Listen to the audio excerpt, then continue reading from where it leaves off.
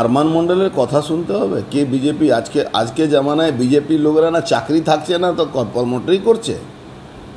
যে লোকটা বিজেপি করবে তাকে প্রমোটরি করতে দেবে তৃণমূলের চেয়ারম্যান আর কাউন্সিলররা?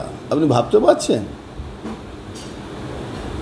যে বিজেপি করে তার চাকরি খেয়ে নিচ্ছে, এরা চাকরি করতে দিচ্ছে না, অটো টোটো চালাতে দিচ্ছে না, আর আপনি ভাবছেন কি বলছেন কি ও বিজেপি করে?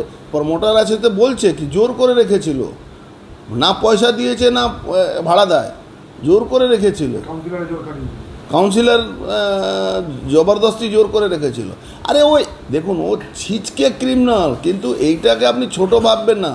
ক্যান্টনমেন্ট এরিয়া আশেপাশে থাকে, এরা সব আনসারুল বাংলা স্লিপার সেল হিসাবে কাজ করছে।